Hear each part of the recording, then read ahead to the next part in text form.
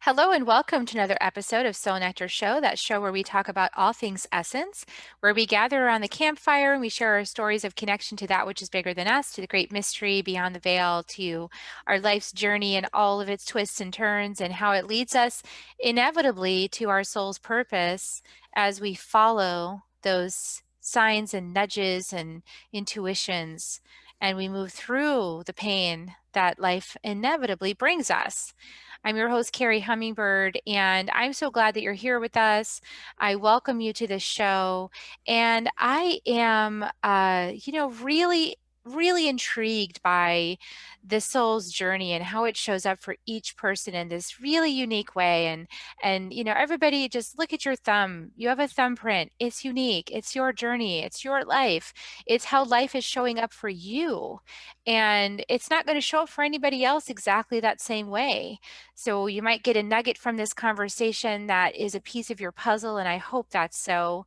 And if you'd like to join community and be support with people who are also walking this path and unpacking our life's presence, check out my website, carriehummingbird.com, Kerri, hummingbird.com, and sign up for a little chat. And we can get to know each other a little bit and see if this is a good home for you. So today I have another beautiful guest for the show, Diane Vich. Welcome, Diane. Thank you for having me, Carrie. It's so much fun to be talking to you again. Yeah, I'm glad that you're here. I was on Diane's podcast and she did a beautiful movement dance and honoring of the feminine body and our blood cycles, and how juicy that is to really honor the divine feminine that each of us has when we're living in this female body. Is especially potent. And of course, men also, doesn't matter what body you're in, everybody's got masculine and feminine energy. And so I really welcome you to that. We're going to have a great conversation today. Diane is a registered nurse, a professor, an author, and a holistic health coach. She helps people with chronic pain, digestive issues, and anxiety using alternative approaches to release trauma and pain. And she helps women explore their inner dreams and desires through the mind, body, and soul connection.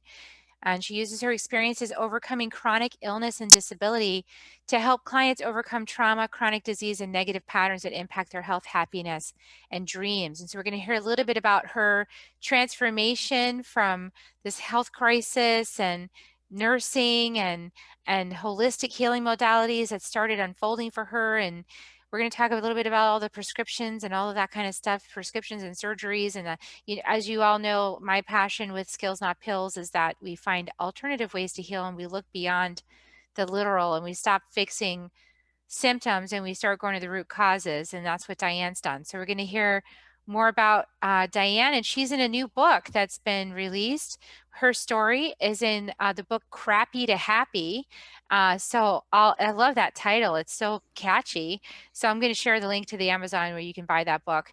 But Diane, tell us more about your journey. I know people are intrigued now. You recovered from debilitating disease. You have a nursing background. You're into holistic healing and all of this. So tell us more about you. Yeah, thank you for inviting me again. I'm excited to share this story. So I've told this story before, but I've actually gone through a bit of an epiphany after I told you on my episode that I actually surrendered, and a lot of things came to me. So I'm going to switch it up just for this show and let it flow. But if I could go back in time and tell my 15-year-old self something, I would actually tell her a quote from Dirty Dancing. Who loves that movie? I love I that love movie. that movie. Remember when she was in the corner at the end and he says, Patrick Swayze says, nobody puts baby in the corner. Well, my 15-year-old girl needed to know that I wasn't supposed to be in the corner, because I Yeah. totally allowed my child abuse and trauma, my emotional abuse by the same person to make me feel like I didn't have an opinion. I was hopeless. I was helpless. I was alone. And what progressed is I ended up feeling like I was a trapped little girl in this room. And I stayed in that room my whole life. And once I went through my careers of a special ed teacher, because I thought, that was where I was going to help people. And then I ended up becoming a nurse, and I went to my own health crisis at that point. And I realized on my journey, which is the story that actually came out in this book, is I had a bigger gift to give, but I had to find out my path in this world. And unveil, all the healing journeys that I had gone through, to figure out that I didn't need prescriptions, that I didn't need to have 1,000 surgeries, and that I was meant to be a cheerleader for life. And I had let go of that dream so long ago. Because back then I wanted to be a cheerleader and I thought I wasn't good enough. I'm not good enough. I'm helpless. I'm hopeless. I'm alone. So let your life just fall apart. And that's how my life was led up until this point. And now I would definitely say I'm a cheerleader for life. I mean, I just got up and danced on my podcast and you saw me dance. I've never danced in front of anyone, never taken a professional class. I just learned that as I started to heal my body, that my body was designed to flow, to move, to release energy. And my story in the Crappy to Happy series, this is a true stories of grit, grace, and love.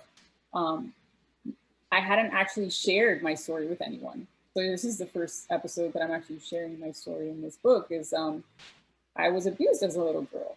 I felt like I was trapped in that room, and I stayed in that room all of this time.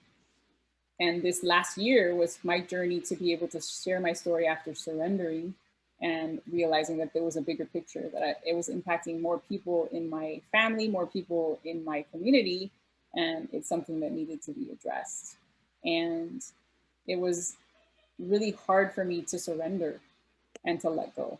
And finally, when I told you, I found a song by Shyla Ray, Existence, was the day that I was actually able to surrender. And I was very emotional at that point.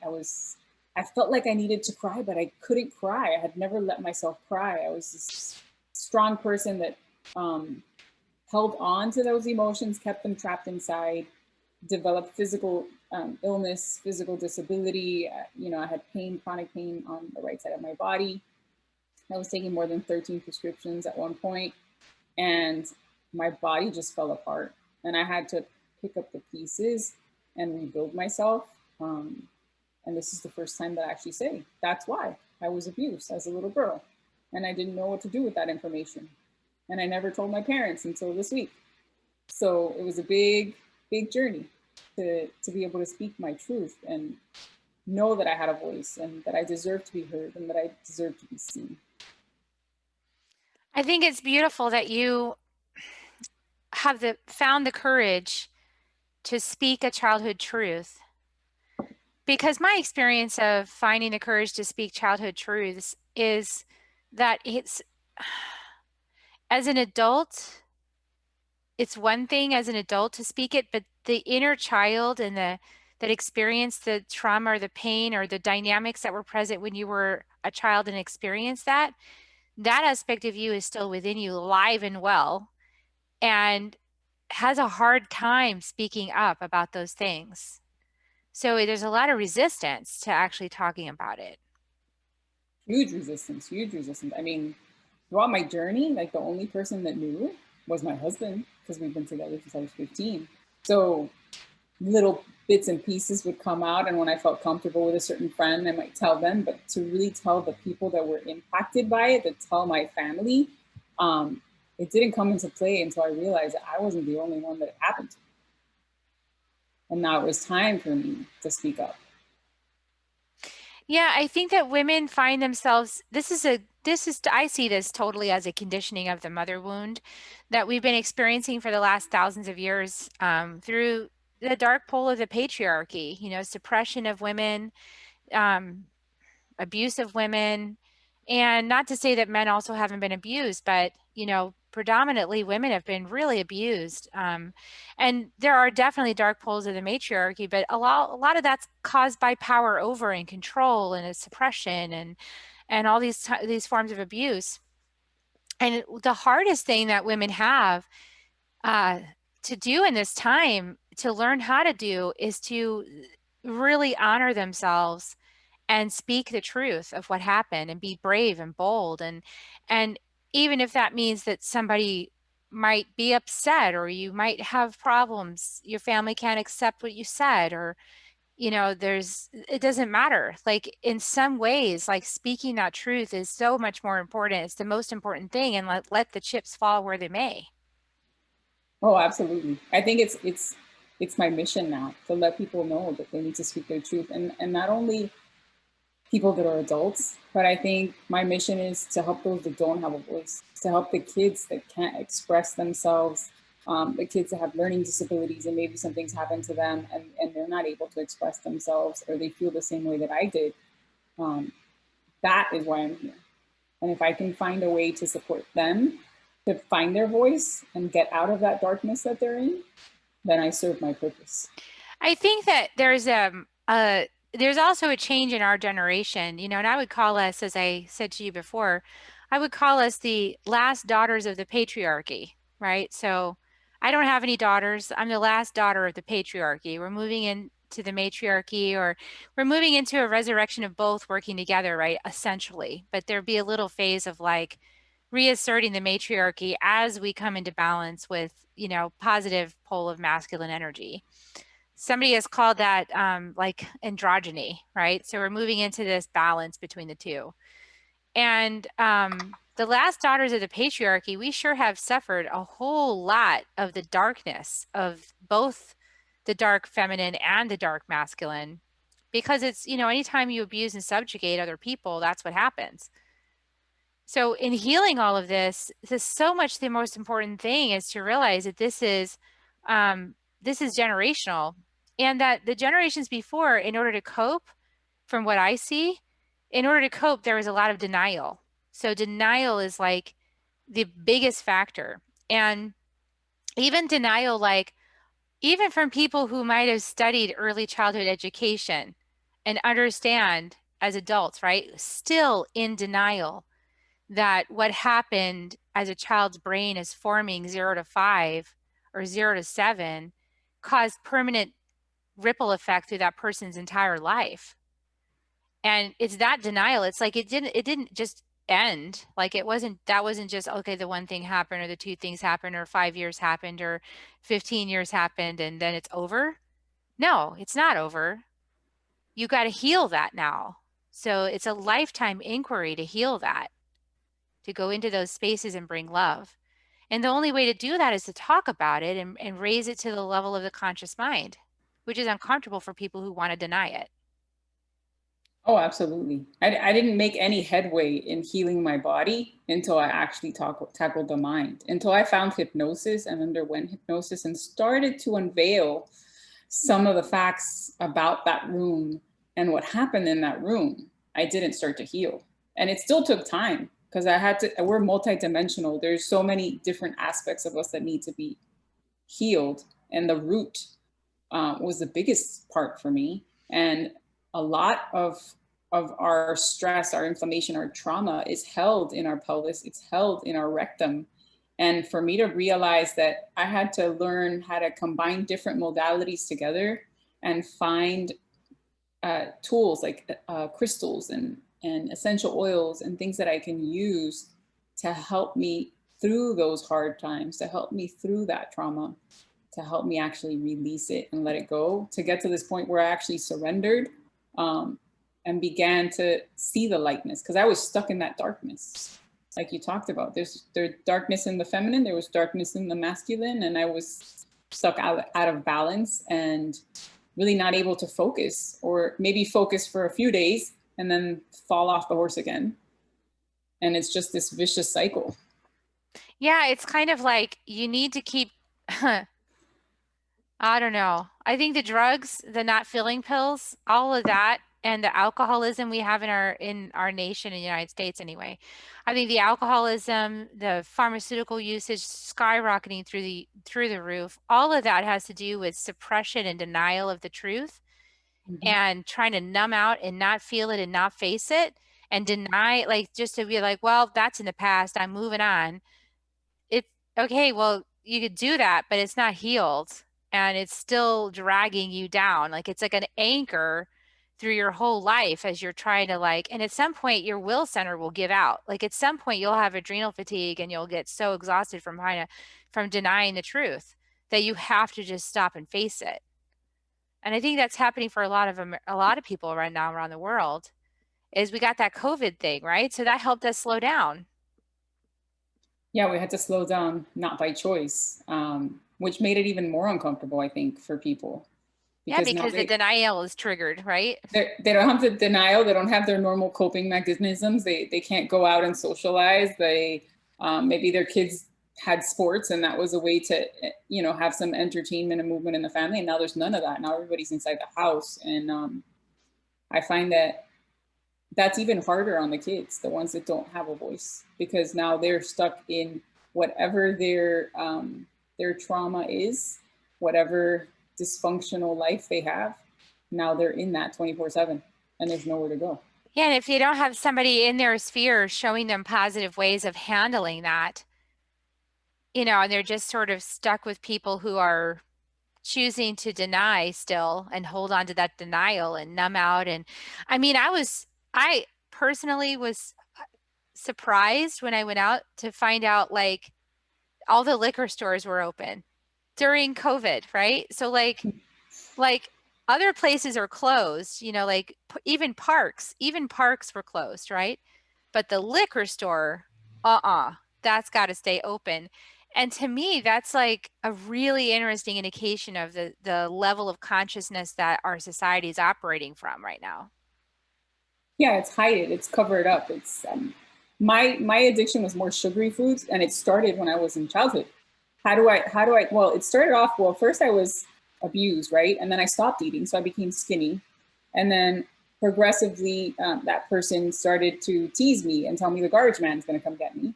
So what's my next option? Sugar. So I started eating all this junk food, ended up having tons of health issues that started as a little girl, which now, from the background that I am, a nurse, pediatric nurse, I know that these are all signs that there is something else. There's an underlying emotional reaction and emotional trauma happening, even if it's a minor thing. They don't know how to process it. They don't know how to speak for themselves. They don't know how to tell you what's happening.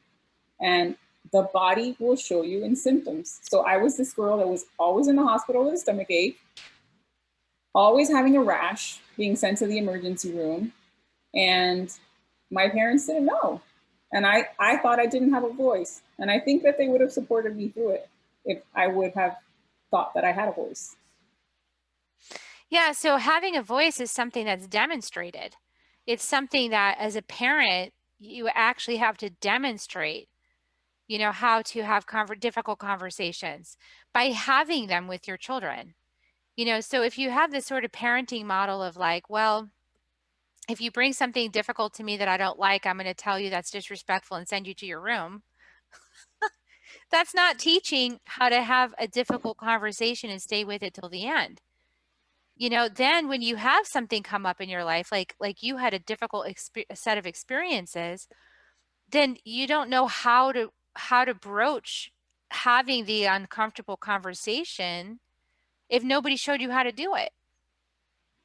And if you Yeah. don't see it happening in front of you, like in the family, a lot of times the parents, the old model is like parents pretend like there's no problems, and then they go in the back room away from all the kids, and they have the conversation like separate, to have unity. So they have like power over the children, like a unified front. It's almost like you're an us versus them. Like we've got to control those children. So like it's us making our game plan separate, and then we go control the children. And I understand that model, power over model, but we're moving into a new space now. And certainly some of those discussions need to happen offline, but also discussions need to happen as a demonstration, like with the child. Like, my dad did this with me a little bit where he would ask me, like something would come up and he would say, well, what did you do? And what do you now see were the outcomes of your actions? And what would have been three other alternatives you could have done? And what do you think would have happened if that happened? So we had these long conversations whenever something, came up. And then he would say, well, what do you think the punishment should be for what you did? So he would kind of involve me in like helping me to assess like what's an adequate consequence for whatever it was that happened. I don't see a lot of parents doing that. I don't see that happening quite a bit. It's sort of like this, discussion, or maybe it's not even a discussion, it's just like a reaction. So I think parents need to learn a lot to help their youngsters to be able to learn how to speak up, learn how to broach uncomfortable conversations, make it safe to have uncomfortable conversations. So the body Yeah, doesn't have to tell you, right? definitely. And something, it might not be something that you were taught, something that you experience, and sometimes you got to go look for it. I mean, there's so many things out there for us to absorb and learn from. There's so many different stories, and maybe you just need to find someone to support you in that journey if that's something that you need to learn. I know for me, I've never had that kind of conversation with my kids, but I have been very supportive for them, very caring and loving to them. And since they were little kids, I would always tell them, as soon as they could speak, I would tell them, if someone touches you, you need to tell me. I'm here to listen. I am here no matter what. Whatever they tell you, it is okay to tell me. And that was not an easy conversation, and it's not a conversation that I ever had with my parents until recently, letting them know what happened. But I felt with my kids, I needed to tell them because I needed to be there to protect them if that situation happened. And I'm glad Absolutely. that I was able to do that with them. Yeah, you broach that there's things that could happen rather than trying to pretend like it's not going to happen. It's kind of like good to be prepared in case something like that does happen. I mean, not to go into gory details with them, but like, hey, your body is your body and nobody has a right to touch it but you. And if anybody touches your body without your permission, then that's a problem. Yeah, if you feel uncomfortable, it made you feel uncomfortable, then it's worth telling me. You should tell me. And no matter what, you tell me. So I think that was where my journey started to change, is when I started to tell my kids about it.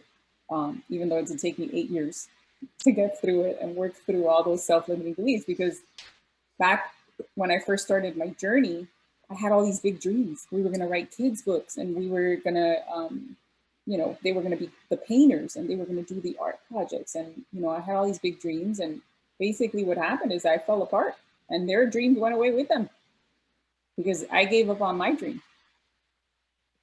And I had to find my self love, and I had to find my way out in order to be able to actually start that dream. And I ended up writing a book for them. One of my sons has anxiety. So when I was publishing my book, which is the truth about IBS and anxiety, he was having a lot of anxiety issues. He was having panic attacks and having headaches and all of these symptoms. And I was like, you know what? Suddenly I was inspired by spirit to write all these kids' books, but I only published one. And the one I published had a meditation for him. And I actually would play the meditation for him when he was having a hard time. And it was called, and I ended up switching it because of the COVID-19. I was like, well, a lot of people need a little bit of support during this time, or their kids don't know how to deal with the emotions that are around them. Their kids don't know how to deal with all this fear about this virus and what's happening in their homes. How do we protect our energy from all the things that are happening in our homes?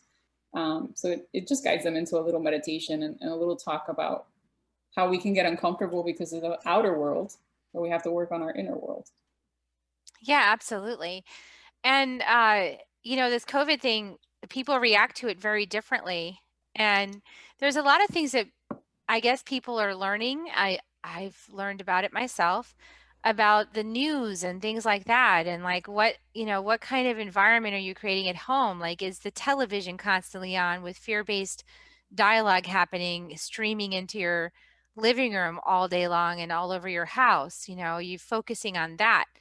And if the parents are super stressed out and their way of coping with it is like, having a drink or two drinks or three or four, then you're not really available or present for your children in that case. And having been a person that's done all that, so I don't have judgment about it, but I just know my regrets about that, my regrets about not being present.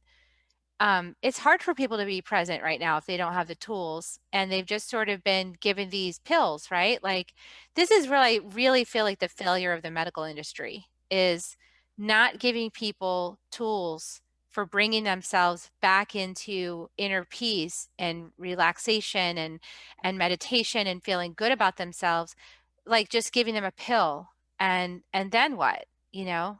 I feel like there's not teaching any coping skills at all. Oh, absolutely. Like when I was at my worst of my irritable bowel syndrome, I was at the gastro, and he had reached the end. He didn't know what other pill to give me. He didn't know what other prescription. So the only solution was to send me to a psychiatrist. He's like, this is mental. You're going to go see a psychiatrist and he's going to put you on something. And I was on that medicine. I was on Celexa for several years until finally I decided that's it. I'm going to figure this out on my own. I don't want to be on this forever. And then it's funny because now I go to their office. Like I actually gave them a copy of my book and I go to their office and there's actually stuff about mindfulness and how the biggest problem with IBS is mindfulness, and you need to do meditation and you need to do deep breathing. But back when I was on that journey, none of that was out there. Yeah, and I think they could do even more with it, frankly. I mean, the way I feel that or think that is because of the numbers of, that we have the largest consumption of pharmaceutical drugs in the United States of any other country. I think we consume 80% of the world's drugs and we have 20% of the population. That's just kind of like one of the statistics I heard a while back. That's crazy. That's just insane. It is. It's insane. I mean, at the point when I was at my worst, I was taking 13 prescriptions and I was still feeling miserable. It's not like the medications were Didn't really help. helping. No. Because it's still there. That's what I try to tell people is I took those pills, the not feeling pills for what, like 12 years, 13 years. And I kept trying to go off. And anytime I went off, I would cry. So I'd be like, oh, no, I can't cry. So I have to go back on, because I have to be there and strong and happy for my children, and it's such a false happy. Like it's so empty. It actually just made me a shell of myself. And I was not present with my kids at all, because of all that. I couldn't feel what was going on. My feeling senses were locked down too with that. Because if you can't feel your own body and you can't feel your own emotions, you can't feel anybody else either. So it's all just mental at that point. And, to be compassionate and loving and empathetic means to feel. So we have to feel. So how do you guide people, to understand these concepts that might be more focused on the medical? Because I know you have that side. So how do you coax them into this other way of looking at things when there's so much programming around this traditional model? Right. So I start by teaching them that there's a physical and an emotional root to everything. And usually I work based on the physical first. So if they have inflammation, I get them supplementation to reduce the inflammation. We eat a healthy diet. We detox from sugar and carbs and take out gluten. And as the body starts to begin to heal and reduce some of the inflammation, then the mind becomes more open to the possibilities that I teach. And that's when I start to introduce the deep breathing. My breath that I use is the 5-5-5 breath. So you inhale deeply for a count of 5, you hold for 5, and then you exhale for a count of 5. At this point, I mean, when I started, I was doing much less. At this point, I probably do 10-10-10. But it has transformed my health completely. I used to have asthma. I used to be at the allergist all the time. And it transformed simply by changing my breathing and being able to control it under those stressful situations. Because we might be in the middle of a conversation that's really upsetting you.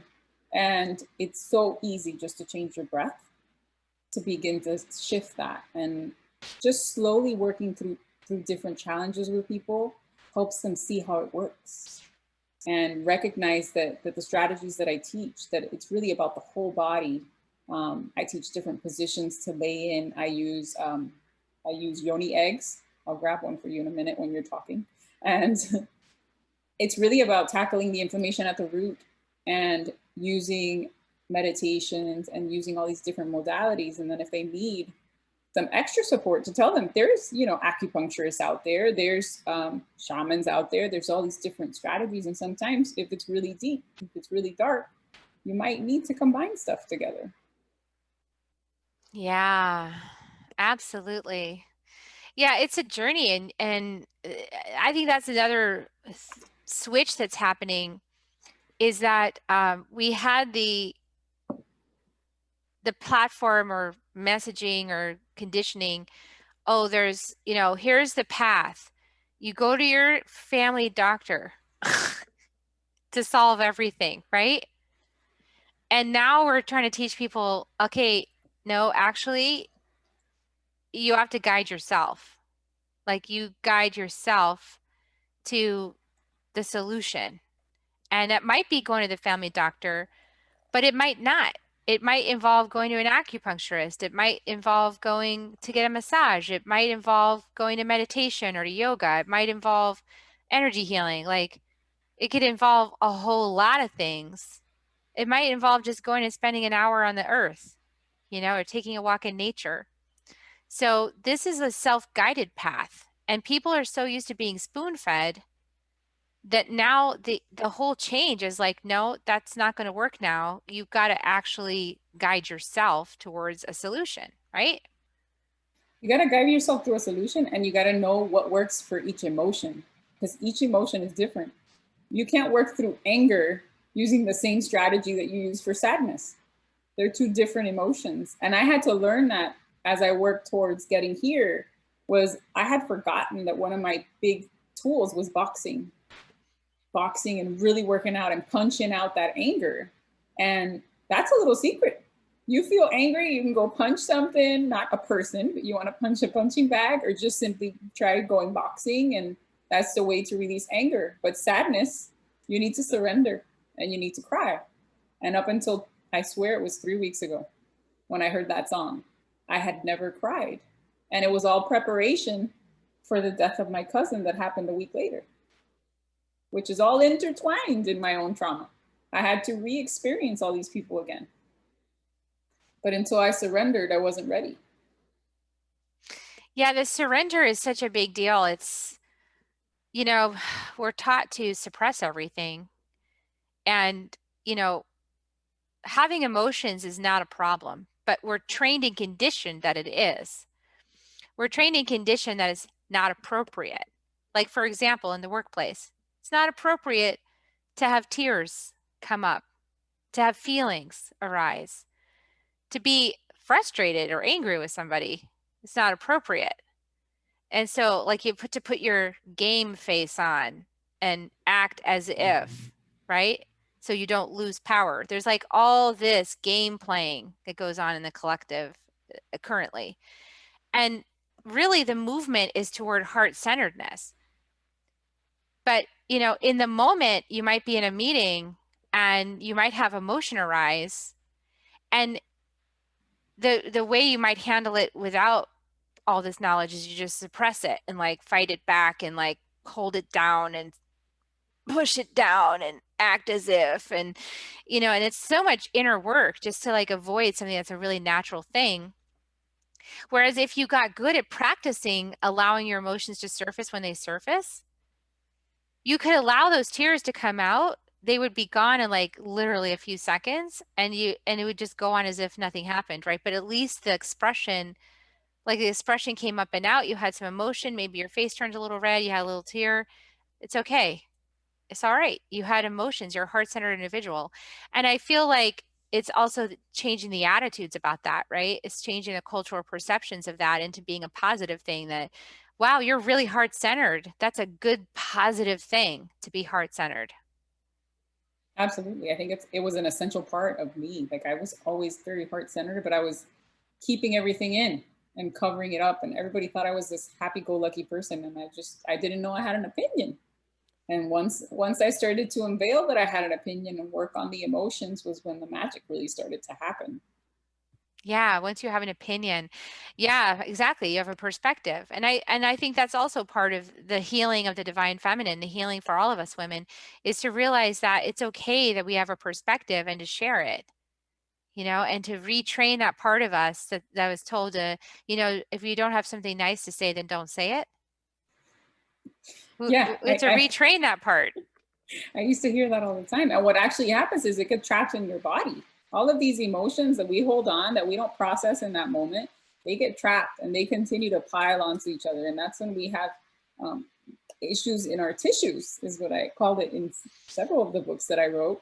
And then it just gets encased there. And then you have this physical disability, which has ended up what happened to me is the entire right, when I shut down and I gave up on my dreams in high school, my entire right side of my body shut down, which is funny because that's the masculine side. Right. And it became so tight, so tense that I had numbness, I had tingling. They couldn't figure out why this young girl was falling apart.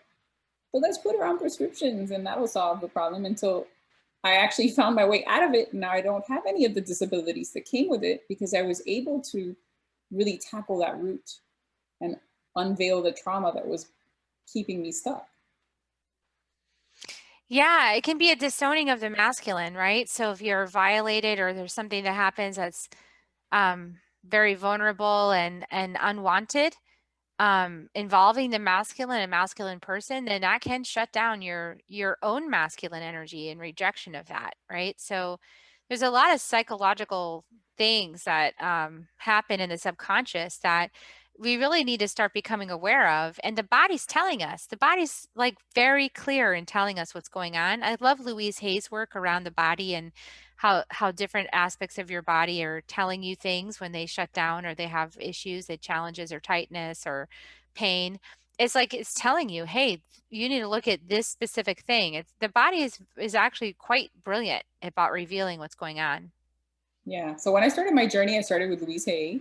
I learned about the emotion code. And it was really to figure out how I can heal myself. And then after I went through all of that journey, I realized that intuition is in me. I can ask myself, why am I having this pain here? I can figure out what's the emotion under that pain and who was there during that situation. What was the situation? What was the conversation that happened that triggered that pain to happen? And I began to see patterns that when I would have confrontations with people, my neck would knot up and my shoulders would get tight. Mm. And I would feel stuck and frozen for days because the emotions got trapped there. And my body was giving me the messages the whole time. I just didn't know how to listen to the message and how to tackle it synergistically. So what I like to teach people is what I share is we need to work on the emotional and the physical at the same time. We need to use stuff from the earth, wholesome products to help you release that pain. But also you have to physically touch yourself. You have to physically massage those areas. You have to show love and love the body that you're in to get the body you want. So I had to physically massage myself. And that's how I learned that I could do orgasmic stretch and have orgasms simply by stretching, is because my pain was so intense that as I worked through it and realized that there was emotions attached, I would have this amazing response from my body because it was happy that I was letting it go. Yeah, releasing tensions from the body feels really good. I It's agree with amazing. you. Like I do these long periods of stretching where I just like feel and stretch and move through and I don't know how long it's going to take. I don't really worry about that. I just kind of know when I'm finished, and it's always great to have that big release, right? Like something just finally go, ah, and just let go. Some tightness. It's so the mindfulness about our bodies is important because we can become really just ignoring our bodies. And when we're ignoring it, we're really missing out on so much valuable information. Everything we want is on the other side of fully embodying, fully being present with your body because that's like manifestation too. Like the more you relax into your body, the more you really nurture yourself, your inner child, all your inner matrix, and you're really present with everything, then those little heels that used to dig in, and prevent you from moving forward the way you really wanted to, they relax because you're paying attention. They just don't want to be drug anywhere anymore. Just tired of you dragging them around. Yes, your body wants to be free. Your body doesn't want to be held back by prescriptions, and it wants to be understood. It wants to know that you understand the message and that you're actually doing something actively to release those pain and symptoms from the body. Exactly. Well, it's gorgeous. Well, I love the work that you're doing. Is there anything else you want to share with the audience about, tips or strategies? Well, I would say for surrender, my biggest suggestion, which is something that I recently found, is actually laying back in the ocean or laying back in a pool and floating. Hmm. That to me is the best surrender. And I actually did it today. So I had mixed up the times of you being on my show, and I was like, you know what, it's time to surrender.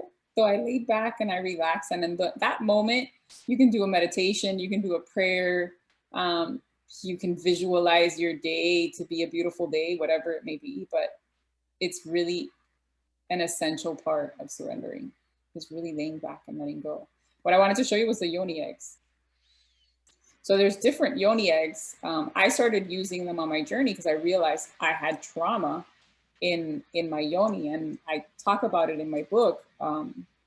And I had a caregiver. Her name is Michelle Alva. She actually did yoni massage. She worked with the pelvis and stuff. And I realized that I needed something that would help me release the trauma from my body. And now I'm incorporating it with my clients too. And each egg has its purpose. Each stone has its purpose. It works on different emotions. So when I was working through the big trauma to be able to speak my truth over the past few weeks and the grief of my cousin, I was actually using this one, the black, I think it's an onyx. And it was really helping me surrender and feel that sadness and release it in the moment. Because if you allow it to continue to build up, then you just feel miserable for days and days. You feel disconnected from everyone around you. You can't find that joy that you normally find because you're stuck in this sadness. And really an integral part of what I'm trying to teach now is that we have to work at the root and combine all the strategies together so that we can unveil things so much faster for the collective. Yeah, I agree. The root is the connection to the Mother Earth. So Pachamama. So yeah, we're reconnecting to Mother Earth. That's also part of the work I'm doing, as you know, with the healing the mother wound, is healing these last thousands of years of abuse in our family lines that is carried forward in our very bodies through ancestral DNA. And in this lifetime, the last daughters of the patriarchy have been clearing that energy. And it's big work and it's wonderful work. And now we have the opportunity to, to reconnect deeply and receive guidance and support from Mother Earth, who's our mother, our ultimate mother, is this divine Mother Earth.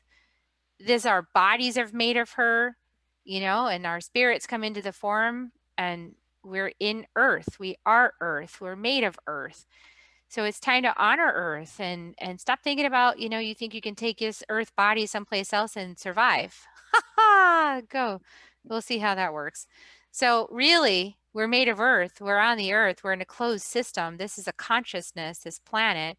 And while we're in an Earth body, we need to be on Earth. That's the whole thing. So it's time to honor our mother, honor our planet and honor our bodies and honor ourselves and honor our lineages and heal and forgive. I love all this that you're bringing out. And I love that you're using stone energy because that's earth, Everything that I use is earth. I mean, the essential oils come from the earth. The herbs that I use come from the earth. Everything is about reconnecting with the earth and healing our body with what we were designed to ingest, what we were designed to be encompassing our lives, to be outdoors in nature and get a fresh air and having more fun and laughing. I think we don't do that enough. We True. don't have fun with that inner child. So I love to do fun stuff. I'm actually doing a mindset class for my kids today because he's taking a test, and I'm going to bring some silly stuff in. Some of the strategies I use with the adults, I'm going to let them have some fun. Awesome. Yeah, I love that. And so what recommendations do you have for people who are, working from home? Because I know that by the time this comes out, we could be in another lockdown. This is going to come out in April. So we could be in another lockdown with COVID. And people could have their kids at home again and trying to work and stress and how are we going to survive and all that stuff, round two. So what do you have to say for people that might be in that spot? I would say definitely if you feel like you're going to snap, then it's time to take a break. That is one of the things that I do for myself all the time and that I encourage my clients to do. No one is going to follow you into the bathroom, even if you are mommy and your kids follow you there. Close the door, put on your favorite song, dance in front of the mirror, do some deep breaths. You're going to laugh at yourself. You're going to reconnect with yourself. You're going to see yourself in a whole different light when you start to use this all the time. That's something that I call dance release. And really, we all have our own favorite songs. We all have that song that really makes us smile, that song that makes us cry. You got to find the one that works for the emotion that you're feeling and go with it. And if it's like my most recent song is Mamacita, and that's me, getting energized and pumped before I make a hard phone call. But that's the song that I find works. So it's having more fun, and really, if you're home with the kids, go play some board games and enjoy the moment. Put away the phones, put away the technology, and just enjoy the moment and go outside more. Those are my three biggest things. You need to dance, you need to have fun, and you need to go outside. Awesome. Super simple. I love that. Thank you so much for sharing all that. And is there a way for people to get started with you that want to find out more about the work that you do? Yes, so you can go to my website. It's Diane, Diane, Vich. It's Vic, but it's Vich. I do have events on Eventbrite. I'm launching a new event, which I call Orgasmic Meditation, which is really how we can feel all these multi-dimensional experiences in our body by combining different strategies. So I send out a really cool gift box to help people tap into their own energy. And just check out all my events on Eventbrite. But everything on social is my name. Beautiful. Well, I encourage everybody out there to go check out Diane. She's obviously gone through a heroic journey and is here to tell you all about how you can go through your own heroic journey of healing your body from whatever ails you and move into a new space of harmony with that physical vessel, your emotions, and your spirit. So definitely check her out. I'll put the link in the show notes. And I'll ask you again to give us a nice review if you found this episode helpful. Just go up on iTunes or wherever you heard this review, YouTube, and just, give us a rating so that we can get more traction and more people to find this podcast. We're sharing out really useful stuff. We're connecting the dots, and we'd love for you to help us connect those dots to people that might need this wisdom. So thank you for your support and your service. And now I'm going to give you guys kisses. Diane, would you like to join me? I always give people kisses. Okay, here come the Yes. kisses, everybody. We love you so much. Thank you for listening. Okay.